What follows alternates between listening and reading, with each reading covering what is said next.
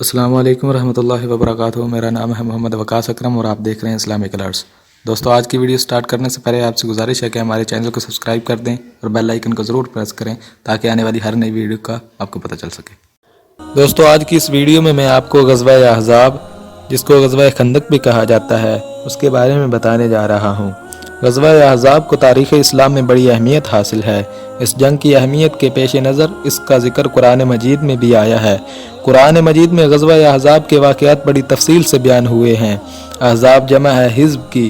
حزب کے معنی گروہ، قبیلہ یا لشکر کے ہیں۔ اس غزوہ کو غزوہ احزاب اس لیے کہتے ہیں کہ اس میں کفار کے تمام قبائل اور اسلام کے تمام دشمن گروہ شریک ہوئے تھے۔ اس جنگ کو غزوہ خندق بھی کہتے ہیں۔ مشہور صحابی حضرت سلمان فارسی رضی اللہ تعالی عنہ کے مشورہ پر مدینہ منورہ کی حفاظت کے لیے کھودی گئی تھی۔ 5 گز چوڑی، 5 گز گہری اور 1200 گز لمبی خندق کھودی گئی، اس لیے اس جنگ کو غزوہ خندق بھی کہتے ہیں۔ غزوہ احزاب ماہ شوال 5 ہجری میں ہوا۔ دوستو، اب میں آپ کو غزوہ احزاب کے اسباب بتاتا ہوں کہ غزوہ احزاب کس وجہ سے پیش آئی۔ یہودی اسلام کے بدترین دشمن تھے۔ وہ ہمیشہ مسلمانوں کے خلاف سازشیں کرتے رہتے تھے اور انہیں نقصان پہنچانے کا کوئی موقع ہاتھ سے نہ جانے دیتے تھے۔ غزوہ احزاب یہودیوں ہی کی سازشوں کا نتیجہ تھی۔ یہودی قبائل میثاق مدینہ میں شامل تھے۔ یہودیوں کے لیے لازم تھا کہ وہ میثاق مدینہ کا احترام کریں۔ یہودیوں کے تمام قبائل نے میثاق مدینہ کی خلاف ورزی کی۔ بنو قریظہ نے غزوہ بدر اور غزوہ احد میں کفار کی مختلف طریقوں سے مدد کی۔ بنو نذیر نے حضور صلی اللہ علیہ وآلہ وسلم کو کھانے میں زہر ملا کر قتل کرنے کی سازش کی۔ بنو قینقاع نے بے گناہ مسلمانوں کا خون بہایا۔ حضور صلی اللہ علیہ وآلہ وسلم نے بنو نذیر اور بنو قینقاع کو ان کے جرائم کی پاداش میں جلا وطن کر دیا۔ حضور صلی اللہ علیہ وآلہ وسلم نے بنو نذیر کو حکم دیا کہ وہ 10 دن کے اندر اندر مدینہ سے نکل جائیں، مگر بنو نذیر نے حضور صلی اللہ علیہ وآلہ وسلم کا حکم ماننے سے انکار کر دیا۔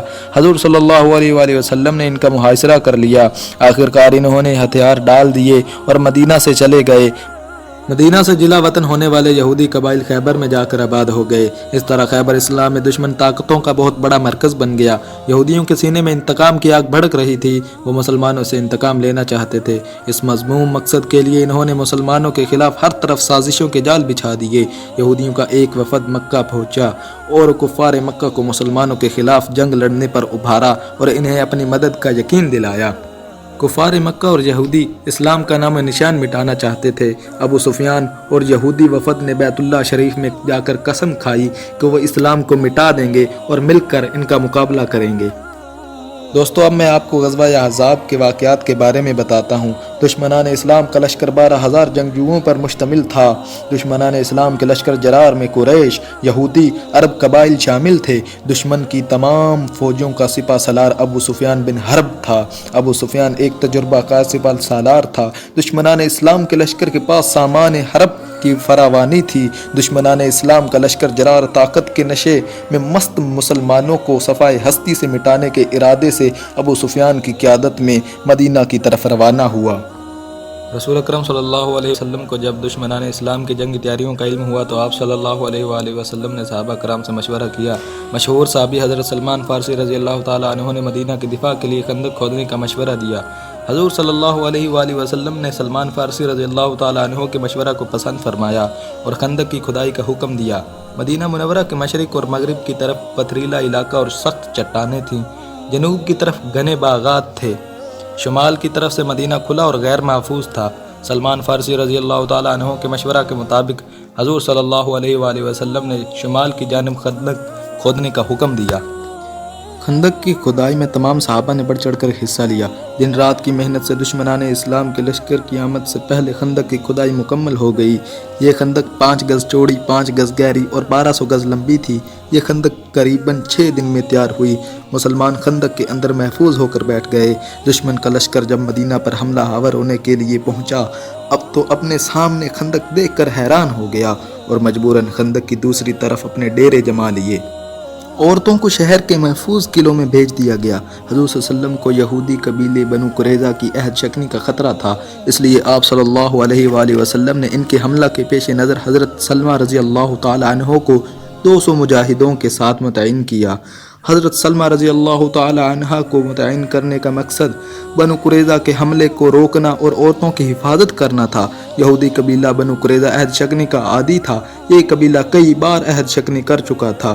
بنو قریظہ کے ساتھ مسلمانوں کا دوستی کا معاہدہ تھا۔ ایک اور یہودی قبیلہ بنو نذیر جسے حضور صلی اللہ علیہ وآلہ وسلم نے جلا وطن کر دیا تھا بھی اس جنگ میں شریک تھا۔ بنو نذیر نے بنو قریظہ کو اپنے ساتھ ملانے کی کوشش کی۔ بنو نذیر کا رئیس حئی بن اخطب خود بنو قریظہ کے سردار کعب بن اسد کے پاس آ گیا اور اسے عہد شکنی پر آمادہ کرنے میں کامیاب ہو گیا۔ بنو قریظہ نے مسلمانوں کے ساتھ معاہدہ توڑنے کا اعلان کر دیا۔ اس طرح دشمن کی فوج قوت میں اور اضافہ میں ہو گئی۔ دشمنان اسلام کی 12,000 جنگجو تین اطراف سے شہر رسول صلی اللہ علیہ وآلہ وسلم پر حملہ آور ہو گئے۔ اپنے سامنے خندق دیکھ کر حیران رہ گئے۔ خندق پار کرنا آسان نہ تھا، اس لیے انہوں نے مدینہ کے محاصرے پر ہی اکتفا کیا۔ خندق کے ایک طرف کفار اور یہودیوں کا لشکر مورچہ بند تھا اور دوسری طرف لشکر اسلام جو 3,000 مجاہدین پر مشتمل تھا سلا پہاڑی کی پشت پر مورچہ بند تھا۔ حضور صلی اللہ علیہ وآلہ وسلم ایک خیمہ میں مقیم تھے۔ حضور صلی اللہ علیہ وآلہ وسلم نے خندق کی حفاظت کے لیے مجاہدین کے محافظ دست متعین فرما دیے تھے۔ دونوں لشکروں کے درمیان خندق حائل تھی۔ محاصرہ طویل ہوتا گیا۔ اس دوران دونوں لشکروں کے درمیان تیروں کا تبادلہ ہوتا رہا۔ محاصرہ طول پکڑتا جا رہا تھا۔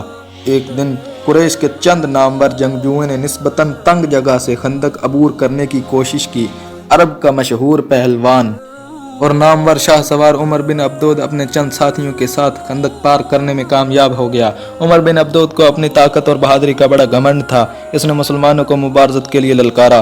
حضرت علی رضی اللہ تعالیٰ عنہ مقابلے کے لیے آگے بڑھے۔ عمر بن عبدود نے اسے کہا کہ تم میرے مقابلے کے لیے نہیں، جاؤ واپس چلے جاؤ۔ حضرت علی رضی اللہ تعالیٰ عنہ نے اسے اسلام قبول کرنے کی دعوت دی تو اس نے اسے ٹھکرا دیا۔ اس پر حضرت علی رضی اللہ تعالیٰ عنہ نے فرمایا کہ میرے مقابلے کے لیے تیار ہو جاؤ یا بزدلی کا مظاہرہ کرو اور واپس چلے جاؤ۔ حضرت علی رضی اللہ تعالیٰ عنہ کی بات پر عمر بن عبدود طیش میں آ گیا۔ اس نے پوری طاقت سے حضرت علی رضی اللہ تعالیٰ عنہ پر تلوار کا وار کیا۔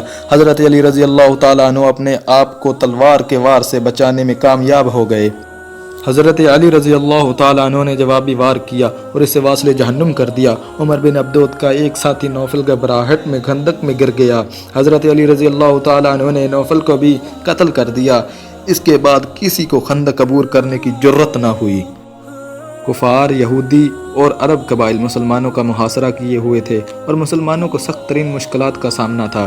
یہودی قبیلے بنو قریظہ نے مسلمانوں کے ساتھ معاہدہ توڑنے کا اعلان کر دیا۔ اس طرح دشمن کی قوت میں اور اضافہ ہو گیا۔ بنو قریظہ نے معاہدہ توڑ کر مسلمانوں کی مشکلات میں مزید اضافہ کر دیا۔ مسلمانوں کے سامنے کفار، یہودیوں اور عرب قبائل کا مشترکہ اسلام کے خلاف لشکر تھا۔ پیچھے سے بنو قریظہ کے حملے کا خطرہ تھا۔ منافقین گھروں کے غیر محفوظ ہونے کا بہانہ بنا کر مسلمانوں کا ساتھ چھوڑ رہے تھے۔ ان حالات میں بعض کمزور دل مسلمان مختلف طرح کے بہانے بنا کر اسلامی لشکر کو چھوڑ رہے تھے۔ مسلمانوں کے لیے سخت ترین آزمائش کا وقت تھا۔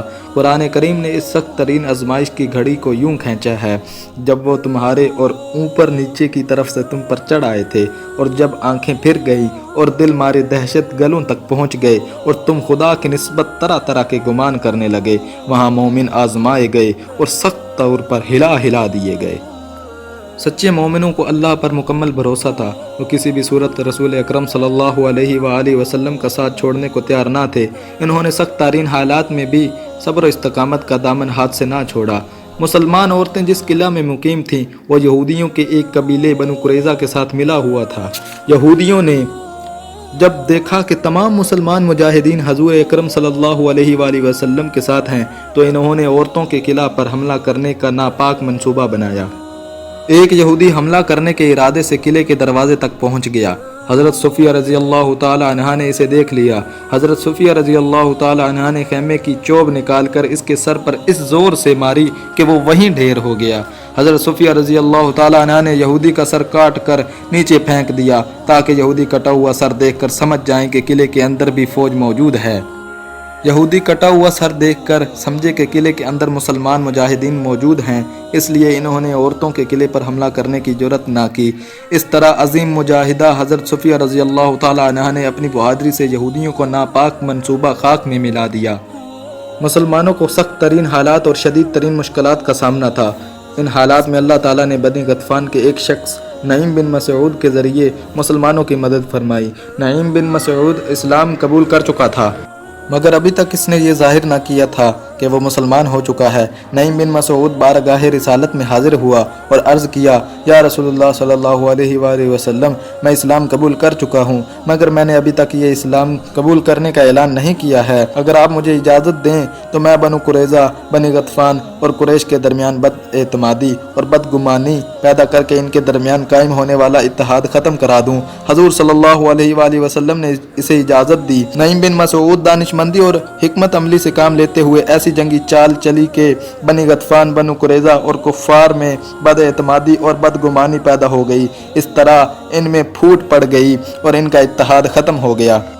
اس طرح نعیم بن مسعود نے اپنی دانشمندی اور حکمت عملی سے مسلمانوں کو بہت فائدہ پہنچایا۔ مسلمانوں کو پشت سے بنو قریظہ کے جس خطرناک حملے کا خطرہ تھا وہ خطرہ ٹل گیا۔ سخت سردی کا موسم تھا۔ سخت سردی نے دشمن کو مشکلات میں مبتلا کر دیا تھا۔ جو محاصرہ طول پکڑتا جا رہا تھا، دشمنان اسلام کی مشکلات بڑھتی جا رہی تھیں۔ محاصرے کو قریباً 24 دن ہو چکے تھے۔ دشمن کے لشکر کو خوراک کی قلت کا سامنا تھا۔ اتنے بڑے لشکر کے لیے خوراک اور پانی کی فراہم کوئی آسان کام نہ تھا۔ گھوڑوں اور اونٹوں کے لیے چارے کی فراہمی بھی مشکل سے مشکل تر ہوتی جا رہی تھی۔ نعیم بن مسعود نے دشمن کے لشکر میں جو پھوٹ ڈالی تھی، اس نے دشمن کی کمر توڑ دی تھی۔ طویل محاصرے نے دشمنوں کو تھکا دیا تھا اور ان کے حوصلے پست تر ہوتے جا رہے تھے۔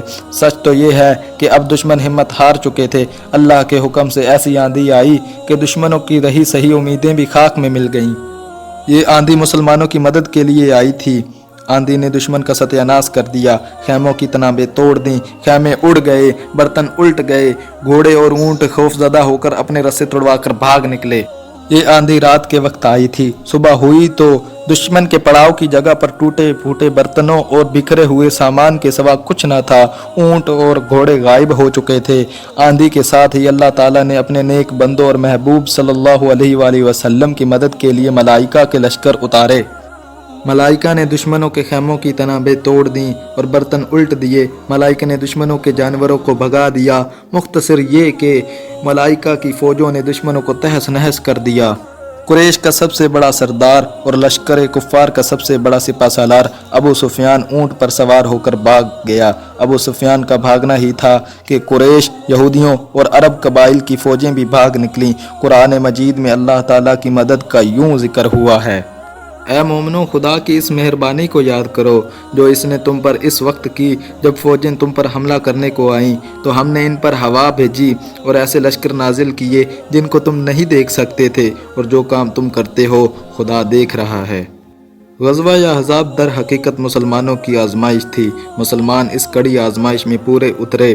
سخت ترین حالات میں مسلمانوں نے اللہ پر بھروسہ رکھا اور ثابت قدم رہے۔ سچے مومن جنگ کے دوران اللہ اور اس کے رسول صلی اللہ علیہ وآلہ وسلم کی اطاعت بجا لاتے رہے۔ جب سچے مسلمان آزمائش میں پورے اترے تو اللہ تعالیٰ نے سچے مومنوں کی مدد کے لیے آندھی اور فرشتے بھیجے۔ آندھی اور فرشتوں کی فوجوں نے دشمنان اسلام کو ذلیل و رسوا کر کے بھگا دیا۔ اس طرح مسلمانوں کو اللہ کی مدد سے عظیم الشان فتح نصیب ہوئی۔ آج کی ویڈیو میں بس اتنا ہی۔ تب تک اجازت چاہتے ہیں اور ملتے ہیں نیکسٹ ویڈیو میں۔ اللہ حافظ۔